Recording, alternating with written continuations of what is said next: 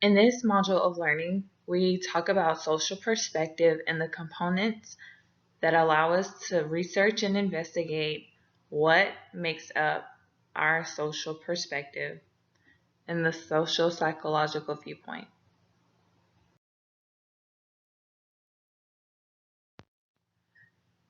Key concepts are self-concept, self-esteem, self-presentation, attribution, and social comparison.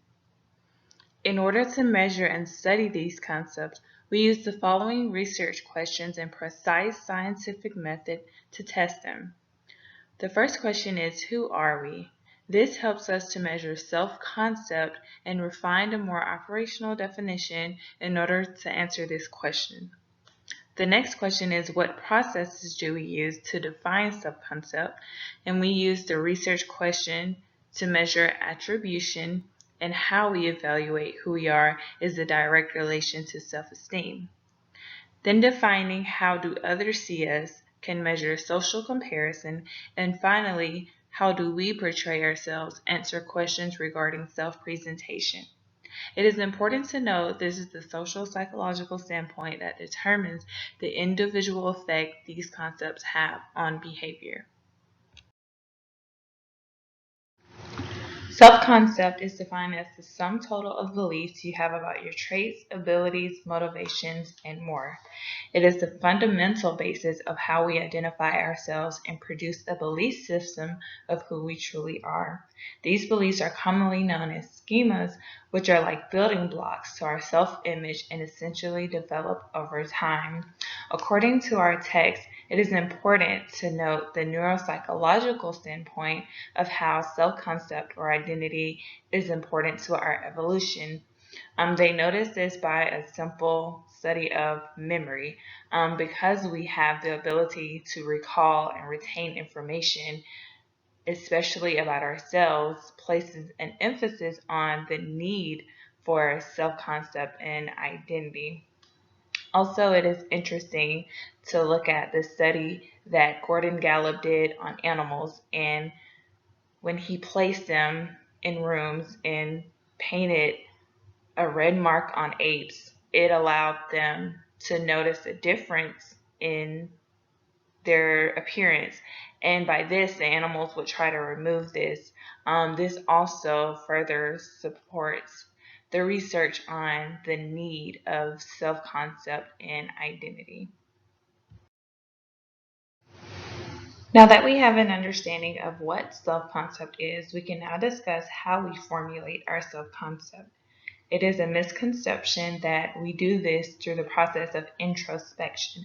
However, research suggests that the most influential characteristic on formulating our self-schema or identity is by observing others, using social comparison, and also cultural influence. You may wonder why we do this instead of relying on who we are. Sometimes that information is not readily available, or we're not able to determine exactly what that is. That is why we then look to others in order to understand who we are. And it is often why people in relationships allow others to influence how another individual think, feel, act, or respond about themselves, either directly or indirectly. The next concept we will discuss for a social perspective is self-esteem. It is an evaluation of self-concept that is either positive or negative. Research has also shown that people tend to gravitate more towards the positive aspect versus the negative. The need for this component is relatively high for every individual, regardless of background or culture. What particularly boosts or lowers our self-esteem differs. For example, some people can be more concerned with appearance, materialistic accomplishments, wealth, or physical strength, to name a few. Also, a study that supports this need for individual and others' influence on self-esteem was from Valkenburg, 2006. He did a study of social networking sites in adolescents, and his results concluded that positive feedback enhanced self-esteem and negative feedback lowered it. This is important in showing how that self-esteem is very dependent on external influences rather than just internal alone. Next is sociometer theory.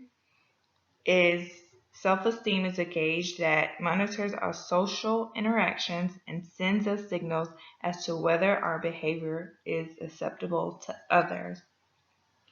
This is very important in us seeking others' social comparisons to gain approval or disapproval for our own behavior. And the terror management theory is that humans cope with fear of their own death by constructing worldviews that help to preserve their self-esteem. So this is very, very important and highlights the importance of self-esteem in the social perspective. Self-presentation is either the conscious or unconscious process by which we try to shape what others think of us and what we think of ourselves. We do this in order to gain influence, power, and approval in social situations, and it is the most outermost layer in the social perspective. It is easier to be consistent with our internal presentation of self and who we truly are versus who we aren't. This is to suggest that self-presentation can sometimes be misleading and people can present themselves in a light that is not true of who they really are. The two components in describing self-presentation is ingradation and self-promotion. Ingradation is motivated by a desire to get along with others, whereas self-promotion is used to gain respect. These are all components that are important in our social interacting with others and shaping who we are.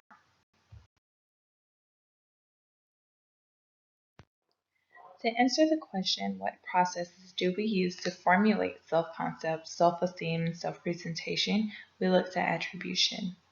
According to our social psychology text, it is motivated to understand others well enough to manage our social lives we observe, analyze, and explain their behavior. The process of making inferences and assigning it was from Bertram, 2011.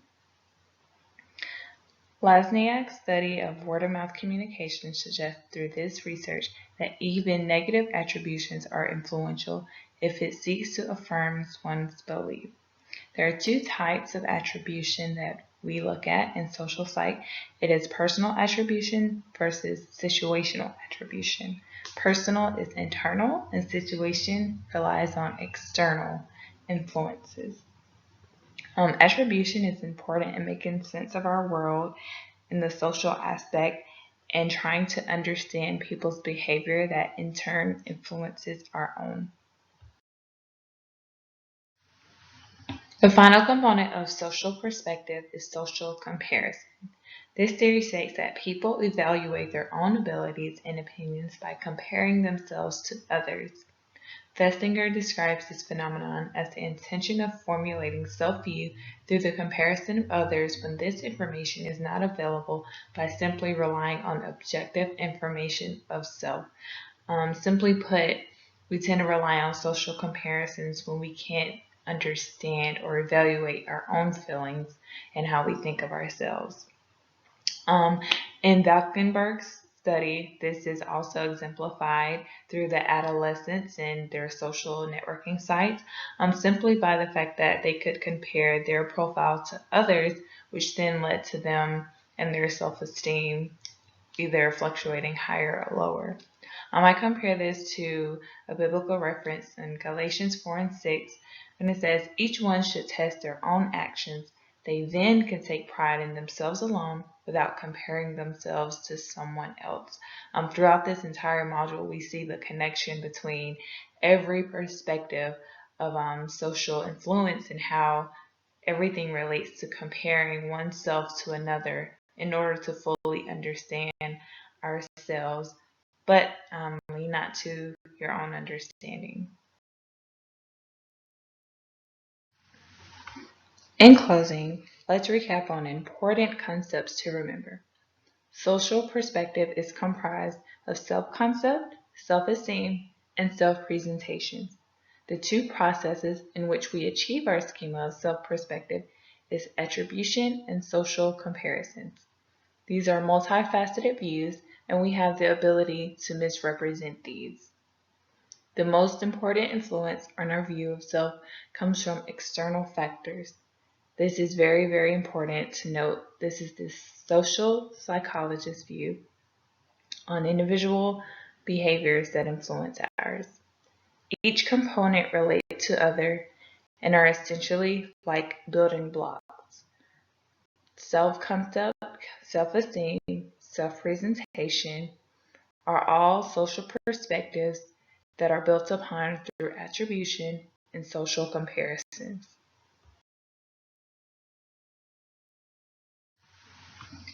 Now that we have an understanding of what social perspective is and how each component plays a critical role in defining what these are and how we go about these processes, I leave you with these two questions to reflect.